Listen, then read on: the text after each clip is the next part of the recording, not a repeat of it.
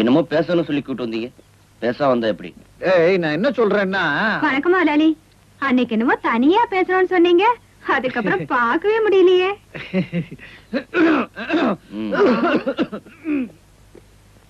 டேய், நான் என்ன சொல்றேன்னு கேட்டா, வணக்கம் முதலாளி.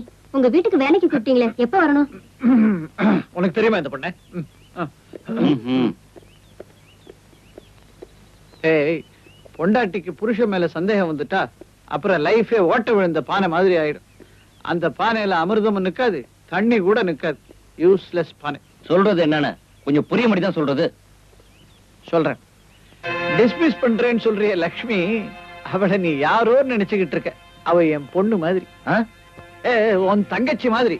அதனால அவளை டிஸ்மிஸ் பண்ணாத, திருச்சிக்கு டிரான்ஸ்பர் பண்ணிட்டு. எதுக்காக அப்படி பண்ணணும்? மழை வரும்போது கொடை பிடிக்கிறது அவசியம். டிரான்ஸ்பர் இப்ப கொடை மாதிரி. 1000 பொய் சொல்லியாவது ஒரு கல்யாணத்தை நடத்துன்னு பெரியவங்க ரூல்ஸ் பாஸ் பண்ணிருக்காங்க. அதனால நடந்த கல்யாணத்தை நிலைநிறுத்த ஒரு பொய் சொல்றதுல தப்பே கிடையாது. சாஸ்திரமும் இதை ஒத்துக்கும். ஜெயா கிட்ட லக்ஷ்மியை டிஸ்மிஸ் பண்ணிட்டேன்னு சொல்லி அவளை டிரான்ஸ்பர் பண்ணிட்டு. டேய், 1952, 53, 54ல இருந்து உங்க அம்மாவை பொய் சொல்லியே தான்டா நான் சந்தோஷப்படுத்திக்கிட்டு இருக்கேன். என்கிட்ட எதுவும் டீடைல்ஸ் கேட்காத, சொன்னதை செய்.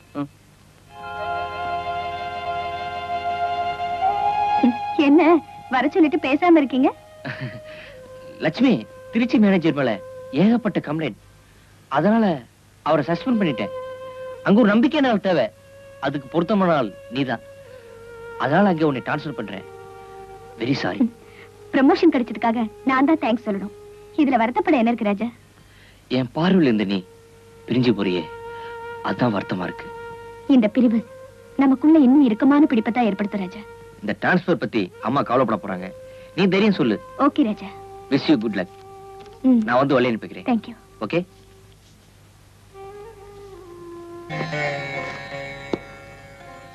டிரான்ஸ்பர் ஆகி போறதுனால ராஜா தான் வருத்தப்படுறாரு. நீயும் ஏமா வருத்தப்படுற? இங்க ஒட்டி வந்துருவோம்னு பயந்து ஒதுங்கியே இருக்கட்டும்னு இதுவும் அவரு செஞ்ச ஏற்பாடுதான்.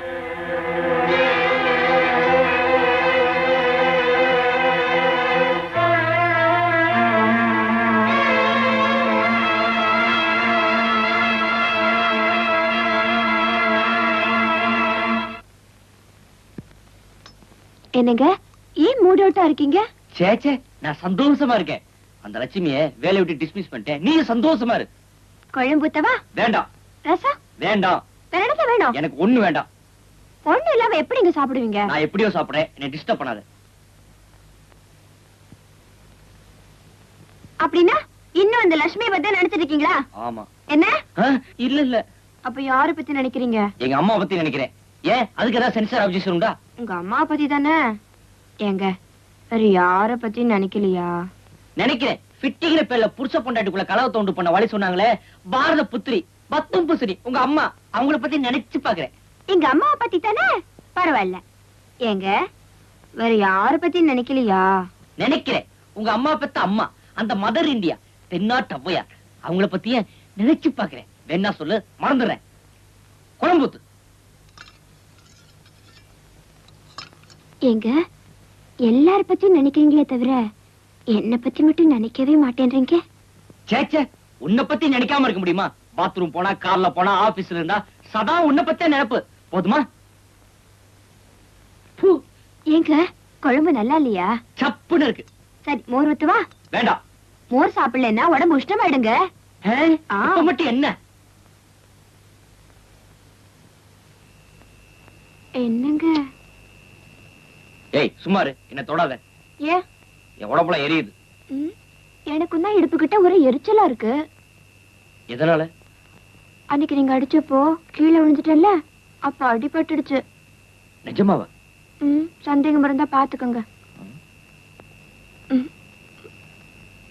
அடாட, கண்ணி போயிருக்க. இது மருந்து எடுத்து வரேன். தேவையில்லை. ஏன்? அந்த மருந்து உங்ககிட்டயே இருக்கு, அத போடுங்க. ஏங்கிட்டியா? சரி, மறுபடியும் சூடு பண்ணாத, நான் மருந்து கொண்டு வரேன். போட்டா அந்த மருந்து போடுங்க, இல்லைன்னா ஒண்ணு வேண்டாம். அப்படின்னா நீ கண்ணை முடிக்க. இன்னும் பல வீடியோக்களை காண சன் லைஃப் சேனலை சப்ஸ்கிரைப் பண்ணுங்க.